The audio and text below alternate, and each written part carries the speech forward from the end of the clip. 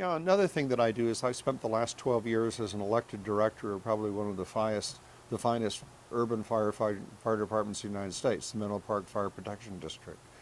Among other things, we are the host of one of the 28 urban search and rescue teams. We've sent our team to Oklahoma City, to Ground Zero, to Katrina. We had people on the mudslide in Washington State. They've been up to Alaska. They've been to Hawaii. They go to almost every major hurricane in the Gulf. But the other thing we do as part of the California mutual aid system is that we participate in county organized strike teams that send a team of urban firefighters and a battalion chief to a wildland fire. And quite understandably, when these people show up at a wildland fire, they are typically assigned to structure protection. The problem with that is that there's a false dichotomy there. When you talk about structure protection and you say urban firefighters, you say, well, gee, doesn't that make a lot of sense? Well, in fact, it doesn't, because their experience in fighting structural fires is fighting fires inside of a structure, not protecting a structure from fires. And almost invariably, a wildland interface structure is at the end of a long private driveway, doesn't have a water supply. And so you immediately start compromising the position of these people by putting them someplace where they don't have a good escape route, where they don't have the normal tools that are available to them in terms of unlimited supplies of water, etc. And the killer in wildland fire is weather. And urban firefighters have very little experience with sensitivity to weather. And it's difficult for them to understand that a fire that is a half a mile away can overrun their position in less than 5 minutes. They just don't think in those kinds of terms. And so what I've done with one of the young firefighters at the fire district is we put together a manual for urban firefighters who are deployed to wildland fires. And it says, hey folks, here are the histories of all the deaths that have occurred and why they've occurred, and here's what you need to think about as you go into this. And they have some special capabilities. They all carry Scott air packs. One of the things that we know is frequently the killer for people who are entrapped is, in fact, they die from inhaling hot gases. And so it may well be that the combination of a personal shelter and a Scott air pack inside of it might change the odds a bit.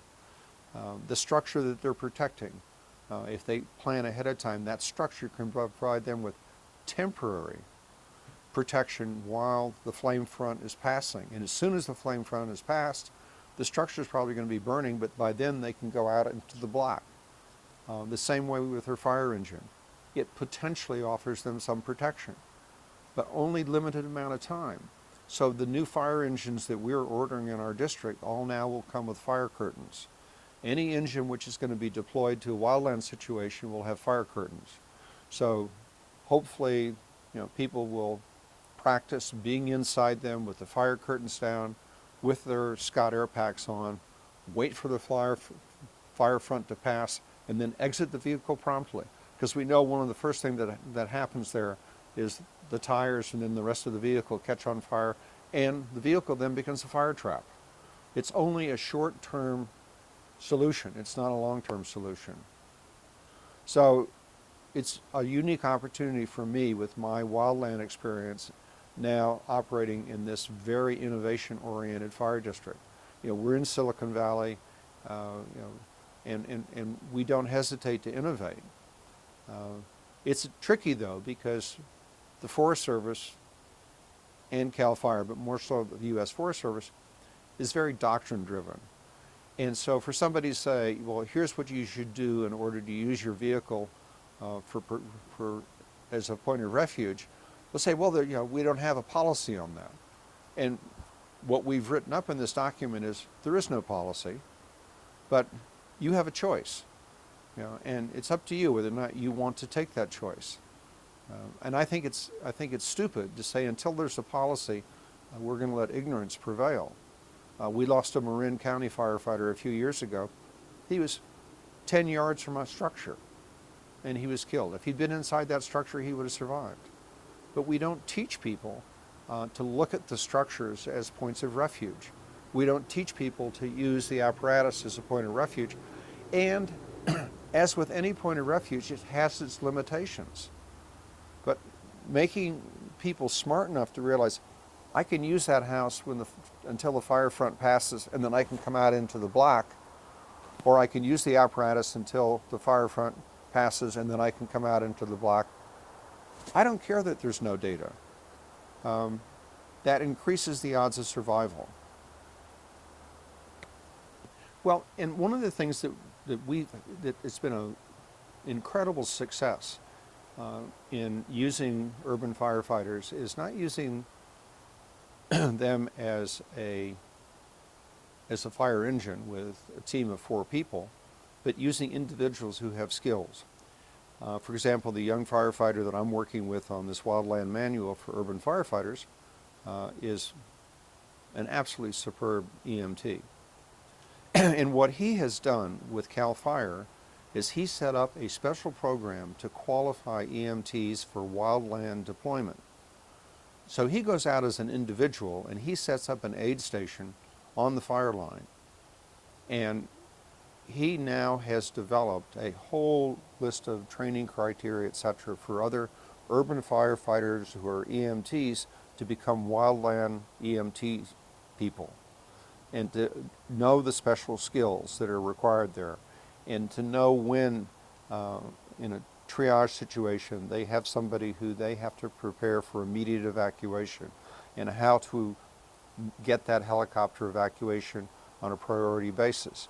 And the other place that we've done, I think, a superb job is because we have these firefighters who've been to all of these major disasters, we have people who are highly qualified for various positions on incident command teams. And it doesn't make a difference if you're doing an incident command team for Katrina or for the World Trade Center or for a big fire.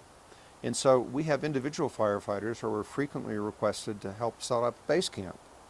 And that's where we're really able to do it. But using a fire engine and having the impression that somehow one fire engine is substitutable for another is craziness. And all you have to do is put an urban fire engine next to a wildland fire engine and see the difference in physical configuration. One is going to be a 4-wheel drive. One of them is designed for off-road. The other's designed for a very different kind of application. Has ladders on it. So, wait a minute, what do you do with ladders in a wildland situation? And so one of the things that we've done is we have created a big box that we can put on the back of any one of our fire engines that has all the specialized equipment that they need for wildland fire. And so when we get called and said, strike team's going to be formed in 30 minutes, they just back into the fire station, put this box on the back of it, and they're ready to go. So we have sort of a semi-wildland configuration. Next area we're working on is drones and getting the FAA to give us permission to do more drone work. There is nothing that provides a greater advantage for wildland firefighting than having a good overhead perspective. And we discovered this years ago when CAL FIRE and the Forest Service were working with NASA Ames. NASA Ames, and they got a Predator drone, and they were giving them infrared imagery. And suddenly people were able to see exactly where the fire was burning. And now infrared imagery has become state of the art. And it totally changes the ability, good mapping totally changes the ability of an incident commander to make resource decisions. What we have yet to fully integrate into that is good predictive weather models and good fuel load models. One of the challenges with an incident command team is almost by definition, the people who come in on a Type 1 team are unfamiliar with that particular district. And may not be as sensitive to the fuel load issues as they ought to be. And we probably ought to do a better job of cataloging fuel load. And so that becomes part of the database that they have to work with. And they know that this particular drainage burned off 10 years ago, and so it's got a lot of brush in it, and you're not going to be able to move people around very easily there. And this area, and that's one of the, for example, people always are concerned about private forest lands. Well, hats off to the private forest people. They do a much better job of controlling the fuel load because they're not harassed as much by some of the environmental constraints. And I watch after the fires here, and you see trucks just going down here salvage logging, and it's all coming from the private land. And it's good timber being put to good use, and the land that it's being taken off of is going to be safer than the forest land where they leave the stag standing, and they get all of this, what we call disturbance species growth. And once you get disturbance growth, it makes it very hard for new trees to come up. On the private lands, they go back in and they reforest it. Doesn't happen very much on, we spend so much on suppression now, there's very little left for reforestation. You get me started. No, no, it's good.